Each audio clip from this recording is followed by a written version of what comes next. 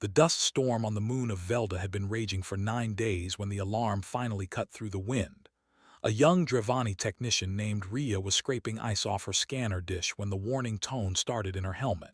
She froze. The tone meant something had entered the Velen border. The Velen border was empty. It had been empty for 2,000 years. Nothing crossed it. Nothing came out of it. That was the rule every Dravani officer learned in their first week of training. Ria dropped her tools and ran back to her listening post. Her boots kicked up red dust as she climbed the metal stairs. Inside the post, the heater hummed and 3 old screens glowed in the dark. She sat down hard, pulled off her helmet, and stared at the readings. A single object was moving through the border zone. It had no engine signature, no heat trail, no radio chatter. It was just there, drifting like a stone in a slow river. She tried every scan she knew. Mass scan, energy scan, shape scan, magnetic scan. The object showed up on the screen as a small gray shape, smaller than a Dravani fighter, but every other reading came back as 0. Not low, 0. As if the ship was a hole in space that someone had drawn the outline of in pencil. Ria sent the data up the chain. She expected someone to laugh at her. Instead, an answer came back within 4 minutes.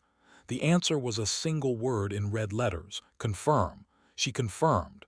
Another word came back, again. She ran the scan again. The shape was still there, still drifting, still empty of every reading except its own outline. By the time the sun came up over the Velda moon, Fleet Commander Havorn was awake in his quarters 6 star systems away. He had been pulled out of bed by his aide and was now standing in his sleeping robe in the command room, holding a cup of bitter tea that he had not yet tasted.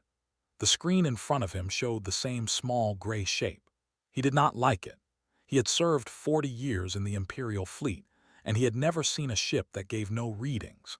Even old wrecks gave readings. Even rocks gave readings. This thing gave nothing. He ordered a patrol cruiser to the border to take a closer look. The cruiser was called the Taven Reach, and its captain was a careful old officer named Kelm. Kelm flew slow. He took 2 days to reach the object instead of 1. When he got close enough to see it with his own eyes through the bridge window, he sent a single message back to Havorn. It is just sitting there. It is small. It looks like a fish. Havorn read the message twice. He almost smiled. A fish. He told Kelm to send a greeting signal on every known channel and wait for a reply. Kelm did. He sent the greeting in 17 languages, including 3 dead ones. No reply came. He sent it again. Still no reply. He tried for 6 hours. Then on the 7th hour, every screen on the Taven Reach went dark at once. The bridge crew shouted. The lights flickered. When the screens came back on, they all showed the same thing. A single word in clean Dravani script. Wait. That was all. Just wait. The word stayed on the screen for 1 full minute and then disappeared. Kelm sent the report to Havorn with shaking hands. Havorn called the Emperor.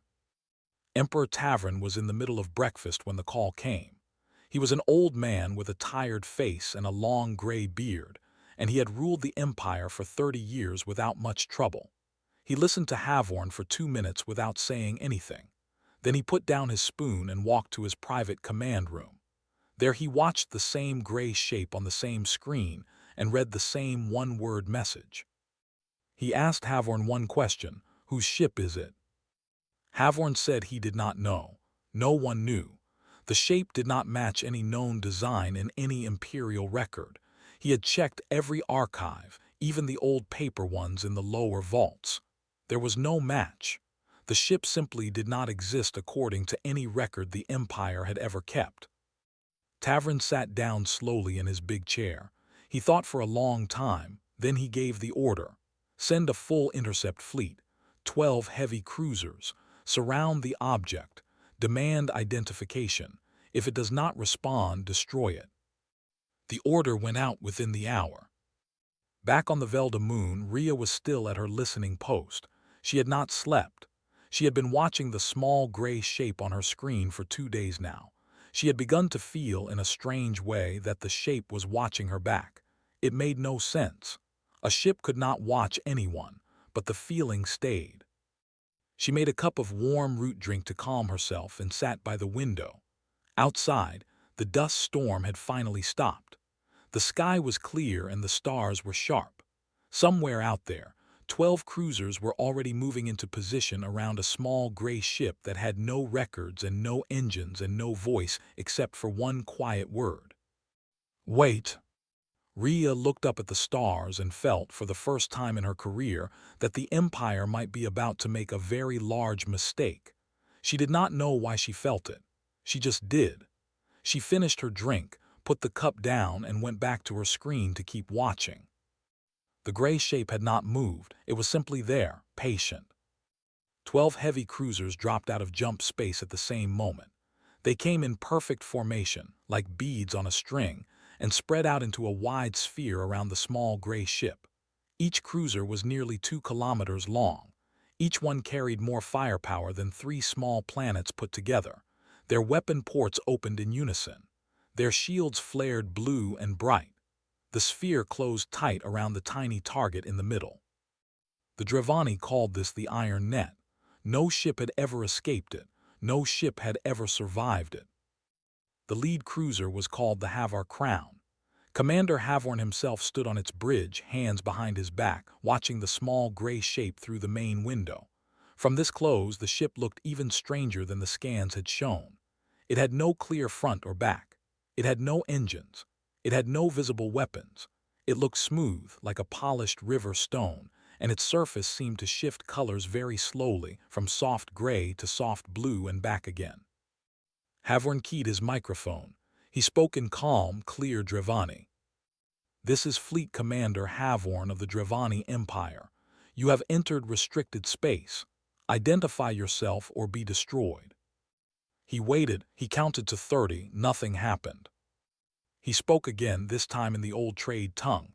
Same words, same warning, still nothing.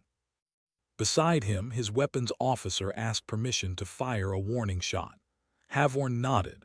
The Havar Crown released a single plasma round, bright orange, the size of a small car. It flew straight toward the gray ship at killing speed.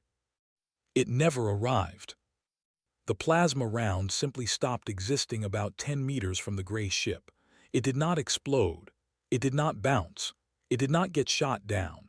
It just stopped, like a candle that someone had blown out. The bridge crew of the Havar Crown made small sounds of surprise. Havorn did not move. Then a voice came through every speaker on every cruiser at once. It was calm. It was not loud. It spoke perfect Dravani, better than most Dravani spoke it. "Hello, Commander Havorn. My name is Daniel. I am a courier. I came a long way to talk to your Emperor. Please put your weapons down. I do not want anyone to get hurt today." The bridge was silent for a long moment. Then Havorn began to laugh. It was not a happy laugh. It was the laugh of a man who had just been deeply insulted. The crew laughed with him, careful and forced. A courier. A single soft voice in a single small ship telling 12 heavy cruisers to lower their weapons. The idea was almost funny. Havorn replied, "Courier, you are alone. You have one ship. We have 12. You will surrender now or you will die." Daniel answered after a small pause. His voice was still calm, still polite, almost kind. "Commander, I would like you to think for a moment. Your shot did not hit me. You do not know why. That should worry you. Please do not fire again. I have come in peace. I am asking nicely." Havorn's face turned dark red. He had served 40 years. He had crushed 3 rebellions. He had burned a moon. No one spoke to him like a schoolteacher. No one. He gave the order. "Full bombardment. Everything we have, kill it." 12 heavy cruisers opened fire at the same second. The sphere around the small ship filled with light. Plasma rounds, missile salvos, beam weapons, mass drivers, every weapon system on every cruiser fired at once. 4,000 rounds in the first 10 seconds. The space inside the sphere should have been a wall of fire. The small ship should have been dust. But none of it landed. Every shot stopped before it touched the gray ship. Some stopped 1 meter away. Some stopped 10 meters away. Some stopped at the edge of the sphere itself before they had even traveled halfway. Plasma rounds vanished. Missiles vanished. Beams cut off in mid-air as if a giant hand had simply pinched them out. Within seconds, the inside of the sphere was empty again. The gray ship had not moved. Havorn stared. His weapons officer stared. The whole bridge stared. Then Havorn felt the floor shake under his feet. He looked at his readings. The cruiser to his left, the Steven anchor, was no longer there. He looked through the window.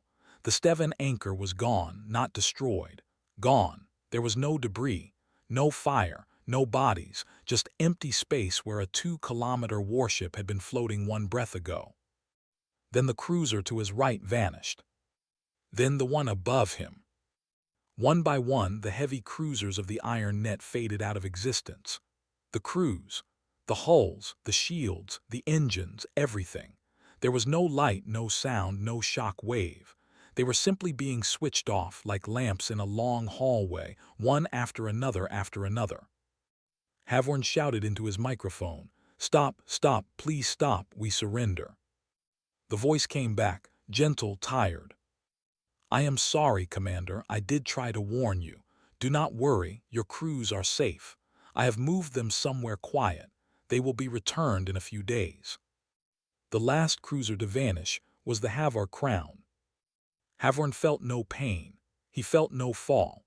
One moment he was on his bridge, shouting. The next moment he was sitting on a soft green field under a yellow sky he did not recognize. The air smelled like fresh bread.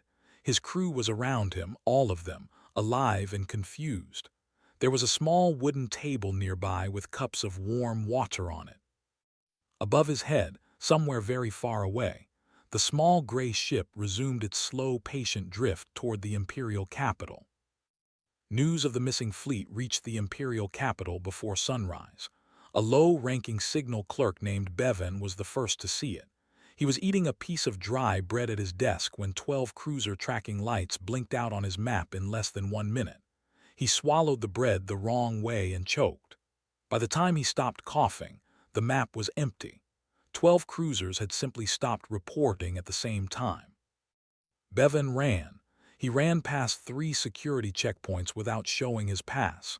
The guards shouted at him, but he did not stop. He burst into the upper command room with his face wet from coughing and tears, holding the printed map in his shaking hand. 3 senior officers looked up at him. He could not speak. He just put the paper down on the table. One of the officers picked it up. He read it. His face went gray. He said nothing. He passed the paper to the next officer. That officer looked at it for a long time. Then he stood up, walked to the wall, and pressed the emergency button that no Drevani officer in living memory had ever pressed. The button sent a single tone through every government building in the capital. Every minister, every general, every senior priest of the empire stopped what they were doing and went to their emergency stations. Emperor Tavern was in his garden when he heard the tone. He was feeding small silver fish in his pond. He dropped the bowl of fish food into the water and walked, not ran, to his command room. He had ruled for 30 years. He had learned long ago that running where everyone could see was a bad habit for a ruler. In the command room, the High Council was already gathering. 12 old faces, all afraid, all trying to hide it. Tavern sat down. He listened to the report.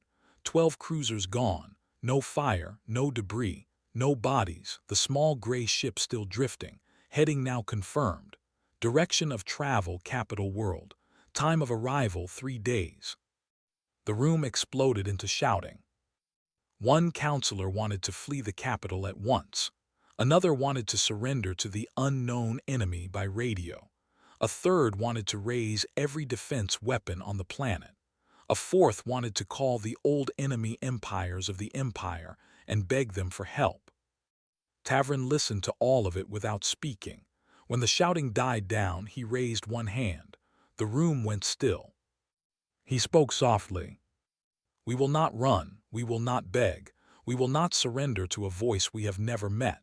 Raise the planetary shield. Aim every gun at the sky. And bring me everything we know about humans." The counselors looked at each other. Humans. The word was old. Most of them had never heard it spoken aloud. It came from the trade records of the deep past, stories nobody read.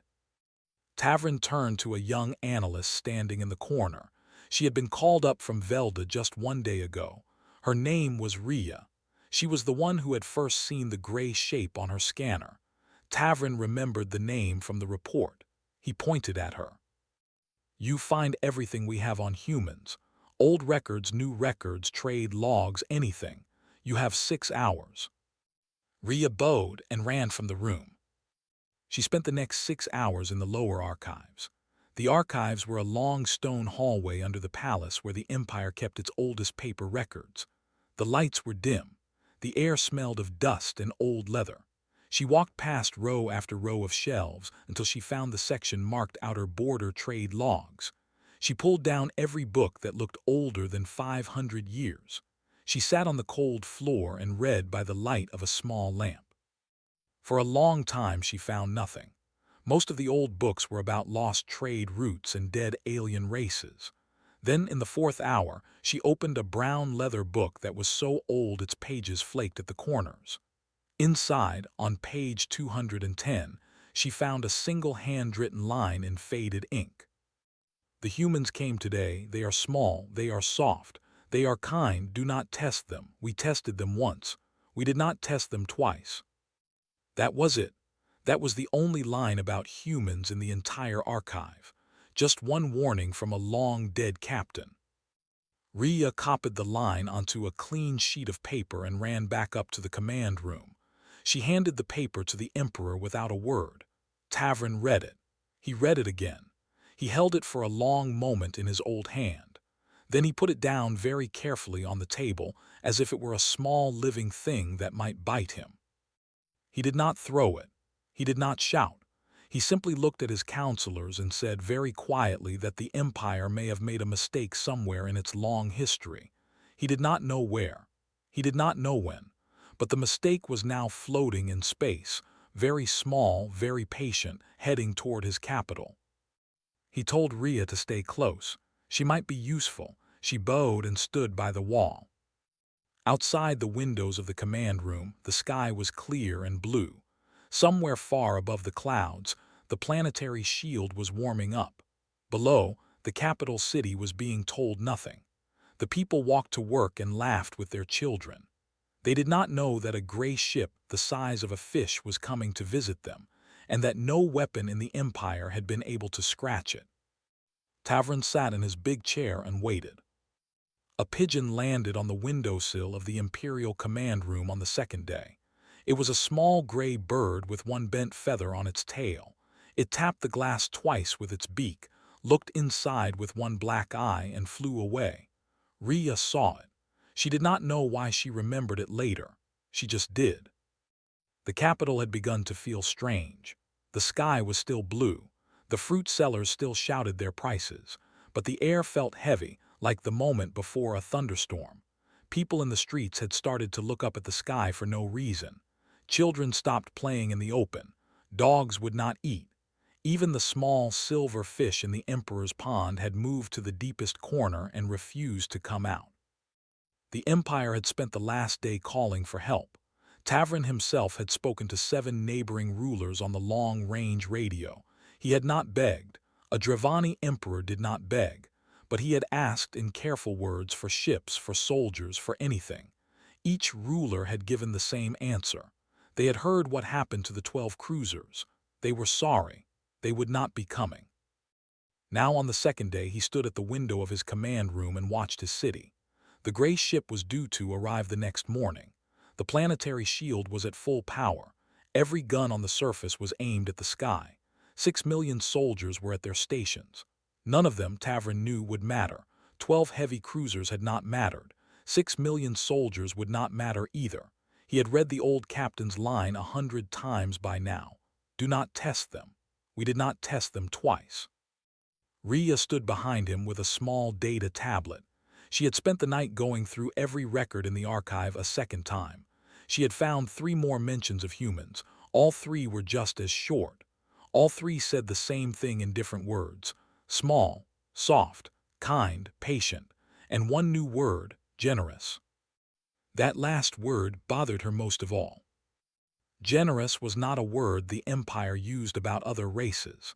The Empire used words like dangerous, weak, useful, or stupid.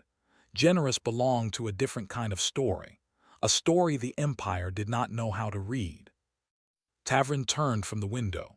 He looked at Rhea for a long moment. Then he asked her a question that no emperor had ever asked a junior analyst before. What would you do if you were in my chair right now? Rhea almost dropped the tablet. She opened her mouth. She closed it. She opened it again. She said very carefully that she did not know, but she knew what she would not do. She would not fight. She would not hide. She would put on her best clothes, go to the front steps of the palace, and wait. She would not bring guns. She would not bring guards. She would just wait, the same way the gray ship had been waiting for the Empire to be ready. Tavrin did not reply at once. He walked to his big chair and sat down. He thought for a long time. Then he nodded slowly. "That is good advice," he said. "Better than any my council has given me." He told his aide to prepare his formal robes for the next morning, the dark blue one with the silver thread, the one he had worn at his coronation. The aide bowed and ran off. The counselors in the room began to whisper at once. Tavrin ignored them. That night, the gray ship reached the outer orbit of the capital world. It did not slow down. It did not speed up. It simply moved into a high orbit above the capital city and stopped. From the ground, it looked like a small new star, slightly brighter than the others. People all over the planet pointed at it. Some prayed, some cried, some got drunk, some sang. The Empire's news channels said nothing for hours, then finally said only that a peaceful visitor had arrived and the planetary shield was up as a precaution. No one believed the peaceful part. Everyone believed the precaution part. In a small village far from the capital, an old farmer named Doral sat on his porch with his grandson on his knee. The child pointed at the new star. "What is that, grandfather?" Doral looked up. He chewed on his pipe for a long moment. Then he said, in the slow, careful voice old men use for important things, that he did not know for sure. But he thought it might be something the Empire had been waiting a very long time to meet, even if the Empire did not know it. The child asked if it was dangerous. Doral thought about that too. He said it depended on whether the Empire remembered how to say please. The child did not understand. Doral kissed the top of his head and sent him inside to his mother. Back at the palace, Tavrin did not sleep that night. He sat in his big chair with his blue robe laid out on a table beside him and a small cup of warm spiced drink in his hand. Rhea sat in the corner with her tablet, not reading anything, just keeping him company. Outside the window, the new star burned quietly above the city. Neither of them spoke. There was nothing left to say. They waited for the morning, the way the gray ship had waited for them. Rain fell on the capital that morning, soft and warm, the kind of rain that comes once a year and means nothing bad. The streets shone. The fruit sellers stayed home. The sky was gray, but a friendly gray, not the heavy gray of storms. At 10 in the morning, the small ship came down through the clouds without a sound and landed in the open courtyard of the Imperial Palace, exactly between the two stone fountains. The grass under it did not burn. The water in the fountains did not ripple. There was no wind, no roar, no heat. The ship simply was not there one moment and was there the next, resting on the wet stone as if it had always been part of the courtyard. A door opened on its side. A ramp slid out. Daniel walked down the ramp alone. He was a thin man of middle height with brown skin and short black hair that the rain had wet into curls. He wore a plain dark coat, plain trousers, and plain boots. He carried nothing in his hands. He did not look like a soldier. He did not look like a king. He looked like a man who fixed roofs for a living. He looked tired, the way kind people often look tired. Emperor Tavrin was waiting on the front steps of the palace in his dark blue robe. Rhea stood 3 steps behind him with her tablet held tight against her chest. The High Council stood further back. in a nervous line under the palace roof. 6 million soldiers were still at their stations across the planet, fingers off triggers but hands close to them. Daniel walked across the courtyard slowly. He stopped at the bottom of the steps. He bowed. It was not a deep bow. It was the polite bow of a guest meeting his host for the first time. "Good morning, Your Majesty," he said in clear Dravani. "Thank you for seeing me." Tavern bowed back. His old back made a small sound when he bent. He did not care. He bowed lower than Daniel had. The counselors behind him made small noises of surprise. An emperor did not bow lower than a guest, but Tavern did. He invited Daniel inside. They walked together through the long hall of the palace, past the old paintings of dead emperors, past the marble columns, past the silent guards who watched without moving. They came to a small private room that Tavern used for important talks, a round wooden table, 2 soft chairs, a pot of warm spice drink. Tavern had ordered the great throne room sealed. He did not want a throne between himself and his guest today. They sat. Tavern poured the spice drink himself. Daniel thanked him and took the cup with both hands. For a long moment they only drank. Then Daniel set down his cup and began to speak. He did not raise his voice. He did not look angry. He spoke the way a man speaks when he has rehearsed something many times and only wants to get it right. "For 60 years, he said, the Dravani fleet has been attacking small colonies along the edge of the Velen border. The colonies are quiet.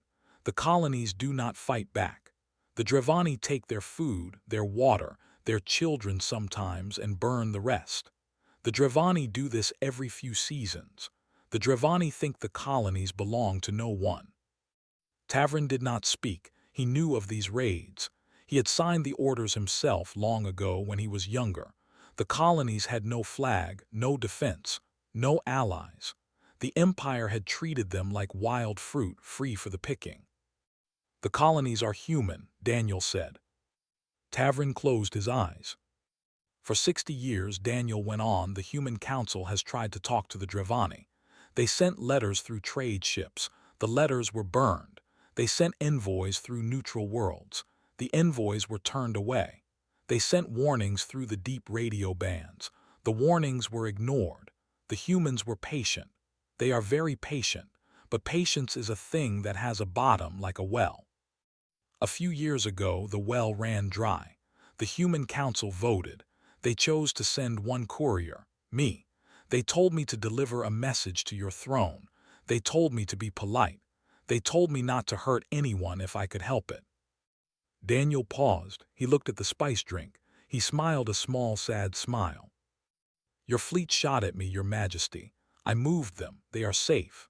They are sitting on a warm green field with food and water. They will come home in 5 days, a little confused but unharmed. I am sorry I had to move them.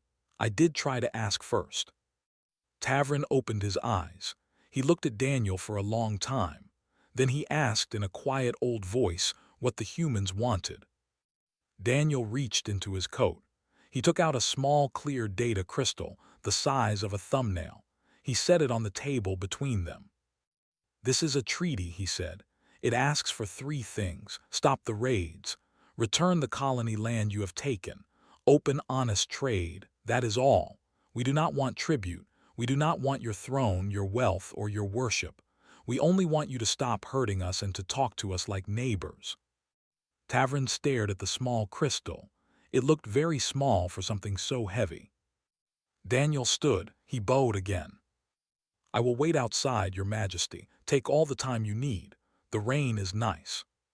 He walked out of the room and left the Emperor alone with the crystal and the spice drink, and the quiet sound of the rain on the palace roof. For an hour the only sound in the palace was the rain. Tavern sat alone at the small round table with the data crystal in front of him. He had read the treaty 3 times. It was short. It was written in plain Dravani, the kind a child could read. There were no traps in the words, no clever phrases, no hidden costs. It said exactly what Daniel had said it would say. Stop the raids. Return the colony land. Open trade. Sign here. The Emperor put the crystal down. He looked at his old hands. He had signed many treaties with these hands. Most of them had been written by other people who wanted things from him. He had been careful. He had bargained hard. He had taken much and given little. That was how an empire grew. This treaty wanted almost nothing. That was what frightened him. A people who could erase 12 cruisers without firing a shot and who only asked him to stop hurting them was not a people who had been beaten. It was a people who had been kind. There was a difference. He understood the difference now, the way an old man understands the weight of a word he has used carelessly all his life. He stood up. His knees made small sounds. He walked out of the small room, down the long hall, past the silent guards, and out the front doors of the palace. The rain had softened to a fine mist. Daniel was standing in the middle of the courtyard, his face turned up to the sky, his eyes closed, smiling a little, the way a man smiles when he has not felt rain for a long time. Tavern walked down the steps. He came to stand beside Daniel. He held out the data crystal. "I will sign it," he said, "today, in front of my council, in front of my people." Daniel opened his eyes. He looked at the emperor. He did not gloat. He did not smile in triumph. He simply nodded, the way a tired man nods at a friend who has finally come home. "Thank you, Your Majesty." The signing happened that afternoon in the courtyard in the rain with no decorations and no speeches. Tavern pressed his thumb to the crystal. Daniel pressed his thumb to it as well. The crystal glowed once, soft white, and the treaty was done. The counselors watched in silence. Rhea watched from the steps.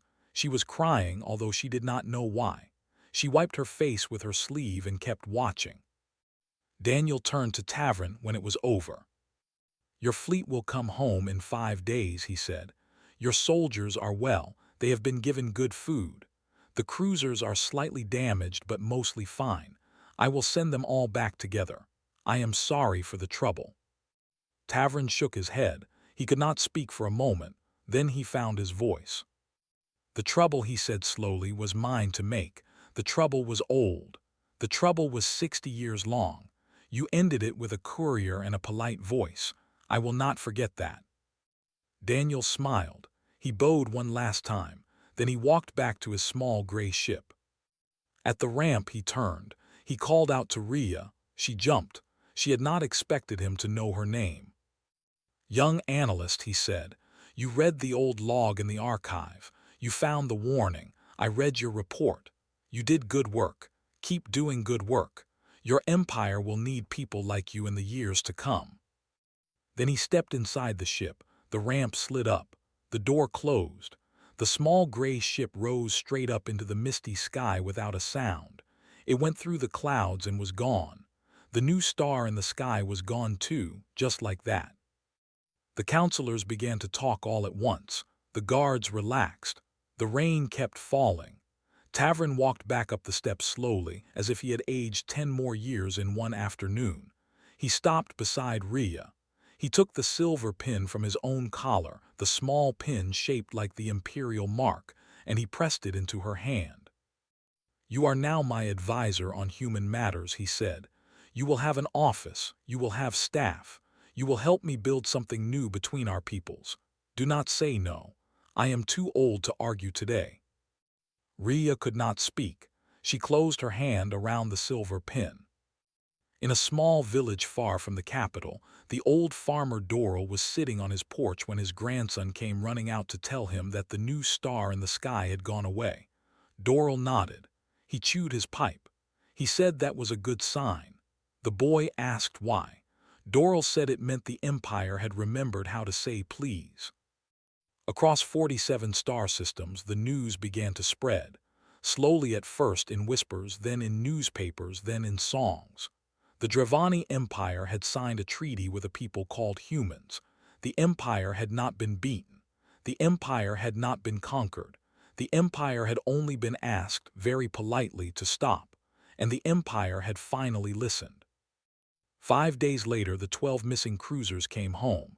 The crews walked off the ships looking healthy, well-fed, and deeply confused. Havorn was the last to step off the Havar crown. He stood on the docking platform for a long moment, looking up at the sky. Then he saluted. He did not know who he was saluting. He just felt that someone somewhere deserved it. And far out in the quiet dark between the stars, a small gray ship drifted home, patient as ever, carrying one tired courier who hummed a soft old human song to himself as he flew.